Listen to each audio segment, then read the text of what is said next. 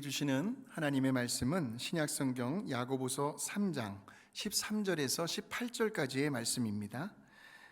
자, 우리 함께 읽겠습니다. 너희 중에 지혜와 총명이 있는 자가 누구냐? 그는 선행으로 말미암아 지혜의 온유함으로 그 행함을 보일지니라. 그러나 너희 마음속에 독한 시기와 다툼이 있으면 자랑하지 말라. 진리를 거슬러 거짓말하지 말라. 이러한 지혜는 위로부터 내려온 것이 아니요 땅 위의 것이요 정욕의 것이요 귀신의 것이니 시기와 다툼이 있는 곳에는 혼란과 모든 악한 일이 있음이라. 오직 위로부터 난 지혜는 첫째 성결하고 다음에 화평하고 관용하고 양순하며 긍휼과 선한 열매가 가득하고 편견과 거짓이 없나니 화평하게 하는 자들은 화평으로 심어 의의 열매를 거두느니라. 아멘. 할렐루야. 오늘은 이 본문의 말씀을 가지고 신앙의 성숙한 삶이라는 제목으로 하나님 말씀 나누려고 합니다. 자, 우리 에베소서 4장 13절의 말씀을 한번 보실까요? 우리가 다 하나님의 아들을 믿는 것과 아는 일에, 그러니까 보니까 믿음과 지식이 지금 함께 가고 있습니다. 하나 되어 그러면서 온전한 사람을 이루어 그리스도의 장성한 분량이 충만한 데까지 이르리니. 자, 그러니까 우리들의 그 믿음과 지식이요 점점 자라나고 점점 성장하고 점점 성숙해 간다는 말씀입니다. 자, 그래서 특별히 오늘 우리가 읽었던 이 야고보서는 우리들의 그 믿음과 지식이 우리들의 생활 가운데 어떻게 나타나야 하는지, 다시 말하면 우리들의 그 신앙의 생활적인 측면을 강조하고 있는 책이라고 할 수 있습니다. 자, 예를 들면 믿음이긴 믿음인데요, 그런데 그 믿음 속에 행함이 따라와야 한다는 겁니다. 그래서 야고보서에서 늘 강조하고 있는 것이 행함이 있는 믿음이라는 거죠. 또한 지식이긴 지식인데 내가 성경 지식을 많이 알고 있어요. 뭔가를 많이 알고 있기는 한데, 그런데 그 지식이 우리들의 생활 속에서 적용이 되어야 한다는 말씀입니다. 자, 그러니까 우리 개개인의 그 경건한 삶, 의로운 삶, 거룩한 삶, 한마디로 신앙의 성숙한 삶은 어떤 삶인가를 잘 보여주고 있는 책이 바로 야고보서라는 거죠. 자, 그래서 일반적으로요, 어떤 한 사람의 그 영혼이 예수 안에서 이제 거듭납니다. 영적으로 다시 태어났다는 말씀이에요. 그 순간 영생이라는 씨앗이 그 사람 속에 심겨지는 거죠.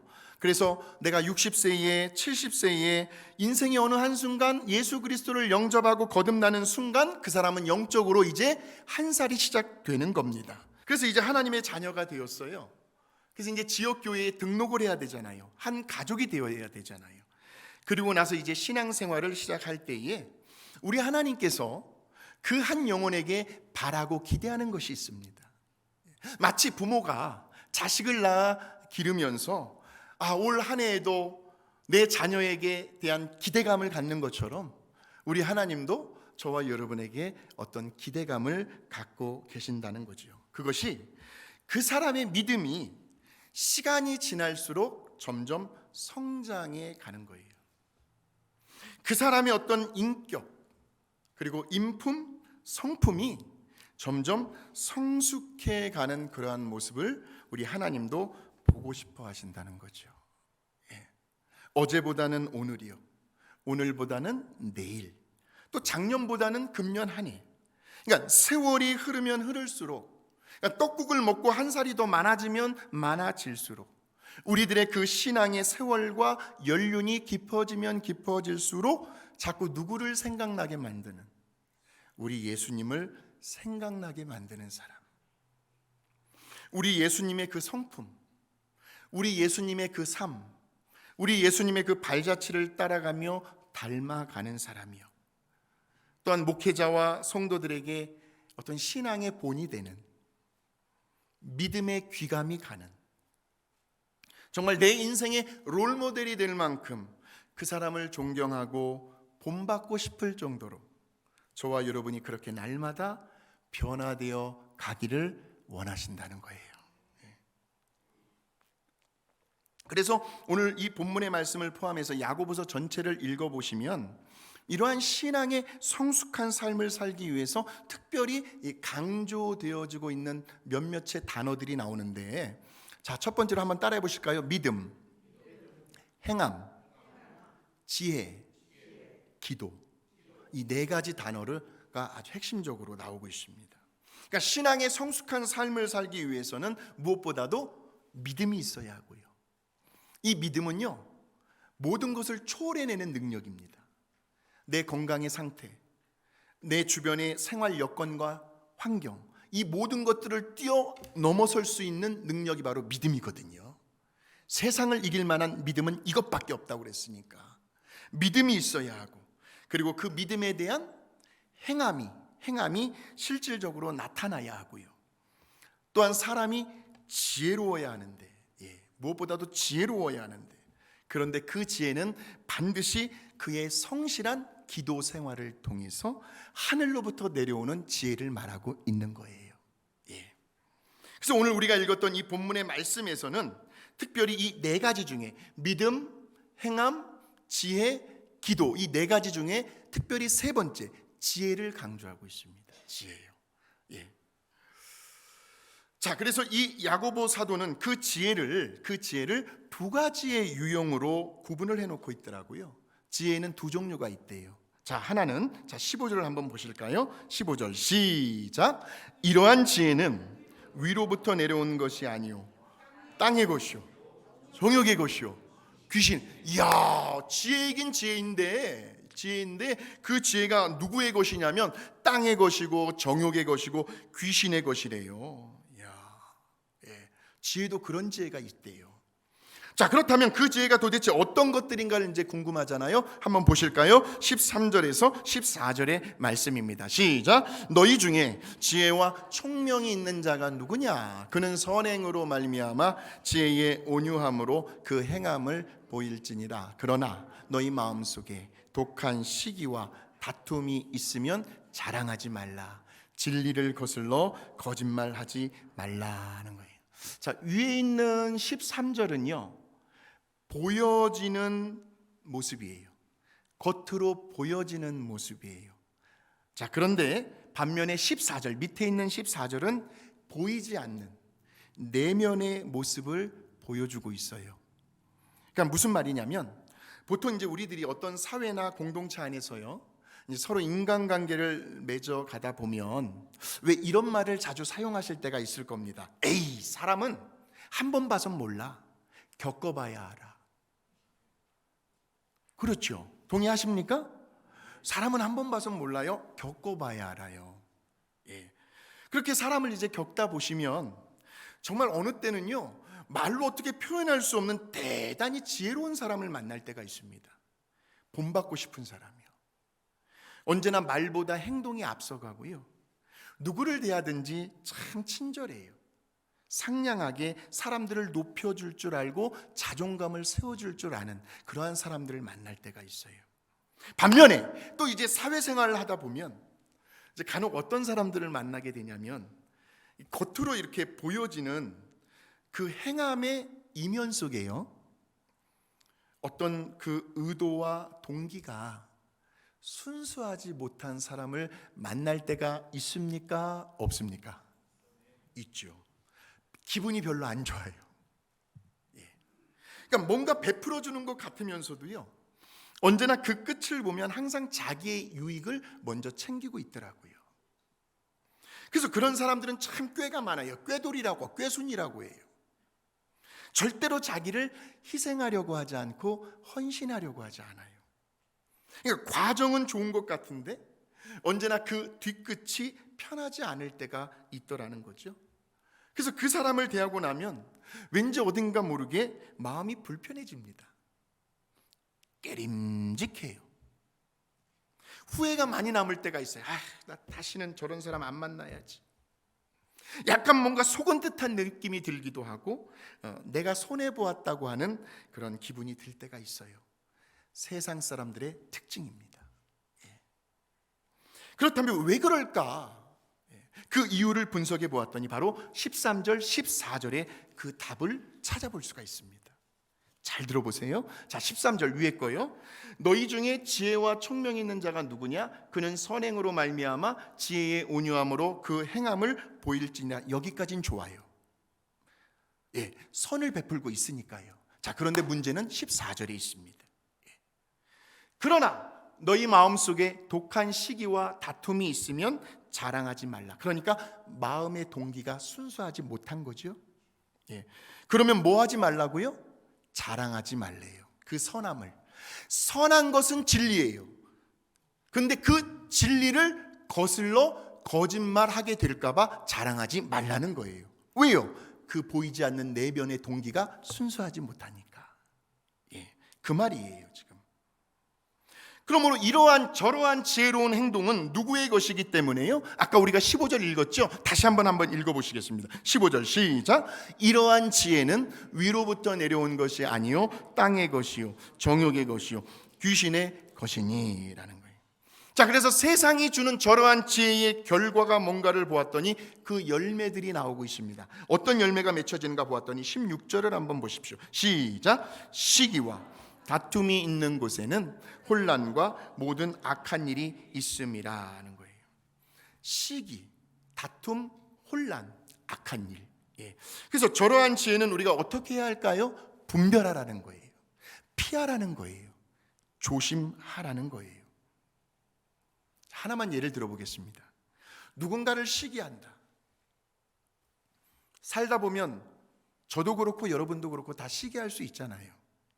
근데 이 시기심이란 selfish ambition이라고 하거든요. selfish ambition. 그러니까 어떤 이기적인 내 자아 중심의 개인적인 욕망과 열심에서 비롯된 것인데요. 그러니까 내가요 어떤 열정을 가지고 열심히 수고하고 노력을 했어요. 막 땀을 흘리며. 자, 그런데 그 일에 대한 결과를 내 자신이 가져가는 것이 아니라 어떤 칭찬과 인정을 내가 받는 것이 아니라 나 아닌 제3자, 다른 누군가가 차지했다라고 생각할 때 그때 나도 모르게 내 속에서 일어나는 감정이 바로 시기라는 거예요. 예. 물론 이 시기심은 세상 사람들에게나 예수 믿는 저와 여러분에게나 다 있어요. 누구에게나 다 있어요. 그래서 바로 이 시기심 때문에 아주 곤욕을 당한 한 사람이 있잖아요. 요셉이요. 배다른 그의 형제들이 요셉을 그렇게 시기해가지고 요셉을 어떻게 해요? 왕따를 시키잖아요. 요셉을 미워하고 심지어는 은 20냥에 자기의 동생 요셉을 애굽의 노예로 팔아버리잖아요. 또 이 시기심 때문에요 평생을 괴롭게 살았던 사람이 있습니다. 사울 왕. 예. 사울은 천천히요 다윗은 만만히로다 했을 때에 그 다윗을 자기 밑에서 잘 부리고 잘 활용했으면 사울 왕도 올라갈 텐데 그 다윗을 시기하는 바람에 사울은 평생을 다윗을 죽이겠노라고 그렇게 쫓아다니며 고통스러운 나날을 보내게 되죠. 그래서요 우리는 언제나 저와 여러분 속에 이 시기심이라는 녀석이 있는지를 매 순간 우리 자신을 정직하게 살펴야 한다는 말씀이에요. 예. 아주 중요해요. 19세기에요 당시 영국 런던에서 제일 유명했던 교회가 세 교회가 있었습니다. 근데 그 세 교회들이 유명할 수 있었던 여러 이유들이 있었지만 대표적인 이유가 바로 그 교회들마다 훌륭한 설교자들이 있었어요. 그 중에 한 분이 침례교회를 담임하고 계셨던 찰스 스펄전 목사님이셨고 또 다른 한 분은 장로교회를 담임했던 캠벨 몰간이라는 목사님이셨고요. 그리고 또 한 분은 그리스도교 교회를 담임했던 마이어라는 목사님이셨어요.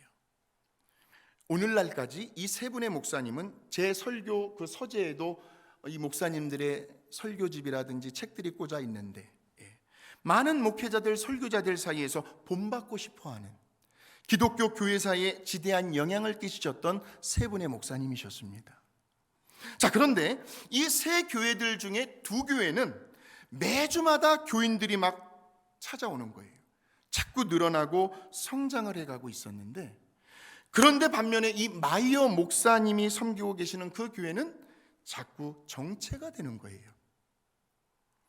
지역적인 요인이요? 똑같았어요. 사람들이요? 똑같았어요. 그런데 유독 마이어 목사님의 교회만 자꾸 침체가 되어가는 거예요. 그렇다고 해서 무슨 남아있는 성도들이요 어떤 질적으로 삶의 변화가 일어난다든지 뭐 성도들의 믿음이 점점 자라난다든지, 뭐 신앙이 자꾸 성숙해 간다든지 그런 것도 아니었어요. 또 그러니까 아유 목사님 오늘도 말씀을 통해서 은혜 많이 받았습니다, 말은 이렇게 하는데 정작 그들의 삶은, 그들의 신앙생활은 어떠한 변화도 발전도 없었다는 거죠. 그러자 이 마이어 목사님에게 신앙의 회의가 찾아옵니다. 도대체 왜 그럴까? 문제가 뭘까?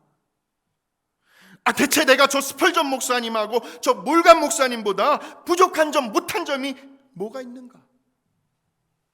그렇게 자신을 돌아보며 하나님 앞에 아주 진지하게 성도들의 신앙의 성숙과 삶의 변화, 그리고 교회의 부흥과 성장을 위해서 기도에 들어가기 시작을 합니다. 그런데 그러던 어느 날 바로 그 문제의 원인을 찾게 되죠. 그것이 뭐였을까요? 누구에게 있었을까요? 마이어 목사님 본인 자신에게 있었다는 것을 알게 돼요. 그렇구나. 나도 내가 모르는 사이에 내 안에서 시기심이라는 싹이 자라나고 있었구나.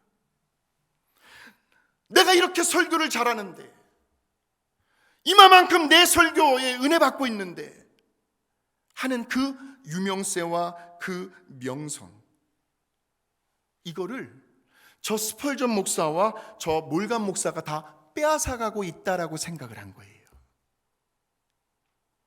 그런 시기심에 본인이 사로잡혀 있었다는 것을 알게 됩니다. 그 순간 이 마이어의 목사님 눈에서는 한없이 회개와 참회의 눈물이 흘러내립니다. 그러면서 다시 한번 하나님 앞에 몸부림치며 사력을 다하여 아버지 제발 내 안에 있는 이 시기심의 뿌리를 뽑아내 주시옵소서 하고 간절히 부르짖어요. 그렇게 몇 날 며칠을 금식을 하며 기도를 하시는데, 그런데 어느 순간 하나님께서 이 마이어 목사님의 마음 가운데 시기심을 물리쳐낼 수 있는 하늘의 지혜를 허락하십니다. 뭐였을까요? 종아, 저 스펄전 목사와 몰간 목사를 위해서, 저들의 교회를 위해서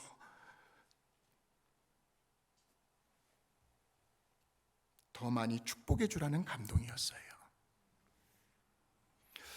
그들의 설교에 지금보다도 더 갑절 이상으로 성령의 기름 부으심이 있게 해달라고, 그래서 그들의 설교 때문에 수많은 교인들이 거듭나고 변화와 회복, 치유와 축복을 경험할 수 있도록, 그들의 교회가 영적으로, 질적으로, 수적으로 더욱 성장해가고 성숙해가도록 부흥이 될 수 있도록 그들을 위해서 중보 기도해 주라는 감동이었어요.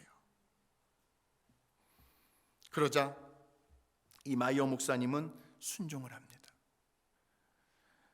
자아를 내려놓아요. 그러면서 성령님께서 주시는 감동과 인도하심에 순종을 하며 정말 진실되게 막 그렇게 기도를 했는데요. 그런데 얼마 지나지 않아 놀라운 변화가 나타나기 시작을 합니다. 즉 마이어 목사님 자신뿐만이 아니라 그가 목회하고 있던 그 교회 안에서도 하나님의 놀라운 축복의 열매들이 하나 둘씩 생겨나더라는 거예요.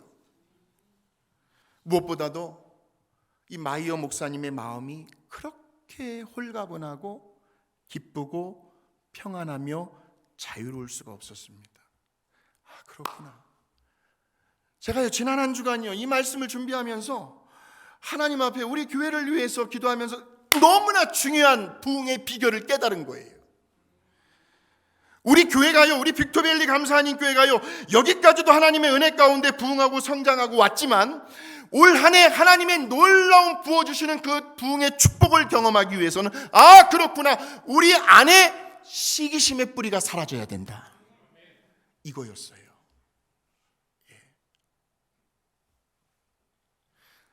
저는 시기심이 없어요.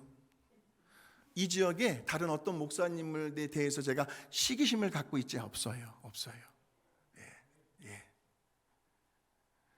저와 여러분 안에 혹시라도 어떤 시기심의 싹이 자라나고 있다면 그 싹을 잘라내야 돼요. 그러면 하나님께서 우리 교회와 여러분의 가정과 여러분의 일터 가운데 새 일을 행하시는 하나님의 놀라운 일들이 곳곳에서 막 일어나게 될 겁니다. 이제 그렇게 시기심에서 놓여놨어요. 자유함을 가지고 설교를 준비하고 선포를 하는데 바로 그 자리에 성령님의 강한 능력과 기름 부음이 임하게 되면서 자연적으로 그 마이어 목사님 교회 안에서도 부흥의 불길이 활활 타오르기 시작했다는 거죠. 하늘의 지혜로 시기심을 이겨낸 거예요. 자, 그래서 이제 두 번째 유형의 지혜가 나오는데 바로 17절에 나옵니다. 17절 시작. 오직 위로부터 난 지혜는 양순하며 긍휼과 선한 열매가 가득하고 편견과 거짓이 없나니. 자, 지금 보세요. 위로부터 난 지혜에 나타난 열매들을 한번 보십시오. 아까 거하고는 좀 성격들이 아주 좀 다릅니다. 우리 하나님께서 주시는 지혜예요. 바로 신앙의 성숙한 삶은 어디에서부터 오는가? 바로 위로부터 내려오는 지혜를 받아야 하는데 그 첫 번째 열매가 바로 뭐라고요? 성결이랍니다. 마태복음 5장에 보시면 우리 예수님의 산상수훈의 말씀이 나오는데 거기에 마음이 청결한 자는 하나님의 얼굴을 볼 것이다 라고 나옵니다. 마음이 청결하다, 이 청결이 바로 성결입니다. 마음이 순수한 거예요. 마음이 깨끗한 거예요. 계산적이지가 않고 이기적인 욕심이 없어요. 다른 사람을 기분 좋게 만들어줍니다.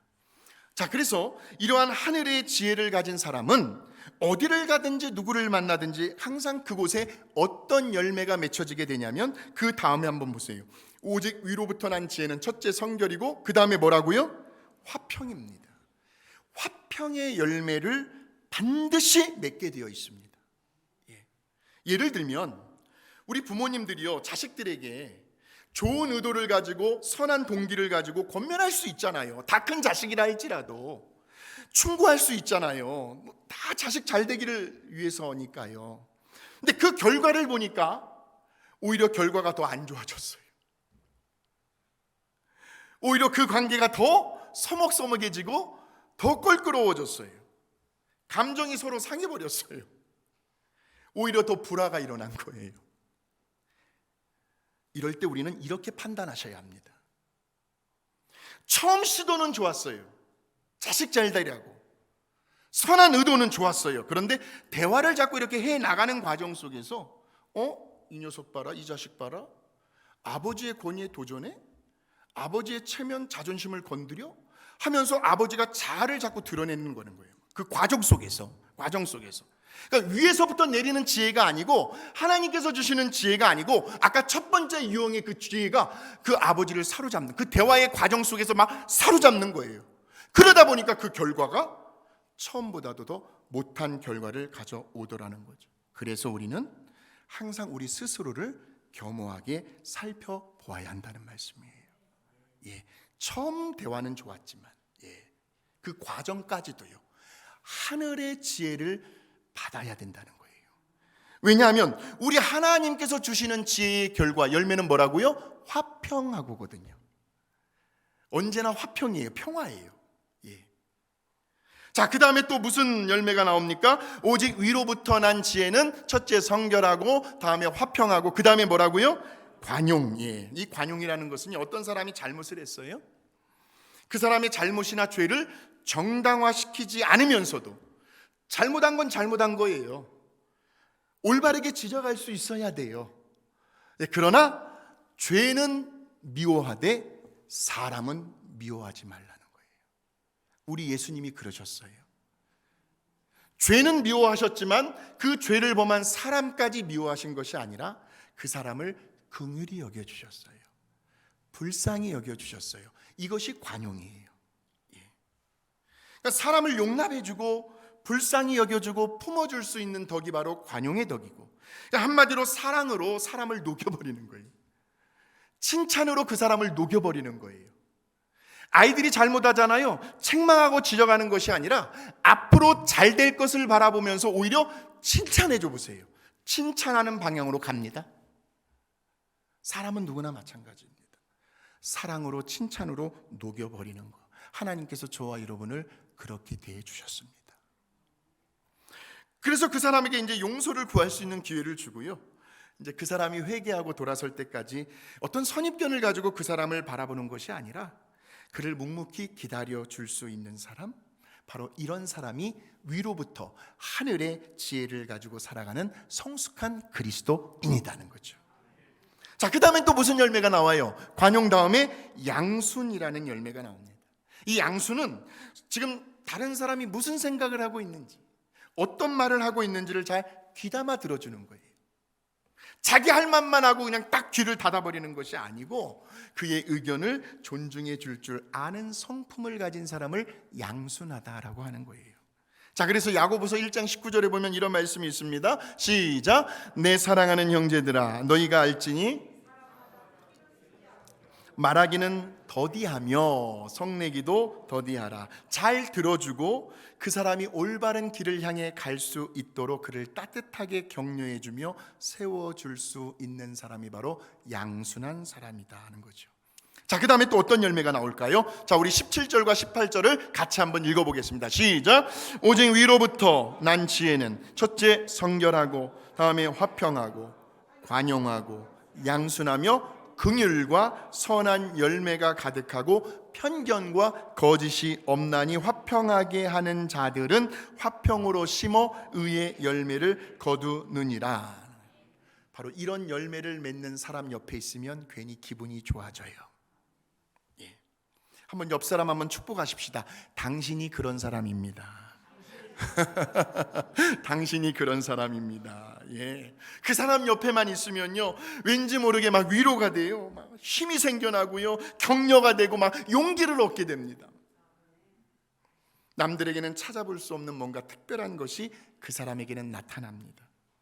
생각하는 차원이 다르고요, 그리고 말의 맵시가 달라요. 여러분, 말도요, 저질스러운 말이 있고 고급스러운 말이 있는 거 아십니까? 품격이 있어요. 말에도 품격이 있습니다. 고상한. 예. 그래서 늘 가까이 하고 싶어요, 그런 사람들하고. 예. 어쩜 말을 그렇게 이쁘게 해요. 바로 이러한 신앙의 성숙한 삶을 살아가는, 그런데 그 성숙함은 위로부터 내려오는 그 하늘의 지혜, 하나님의 지혜로만 이루어질 수가 있는 거죠. 올 한 해 저와 여러분 모두가 정말 우리 빅토밸리 감사하는 교회 모든 성도들의 믿음이 정말 한 차원 도약하는, 정말 믿음의 수준이 있는, 품격이 있는 그러한 고급스러운 신앙의 성숙한 삶을 살아가는 저와 여러분이 되시기를 주의 이름으로 축원합니다.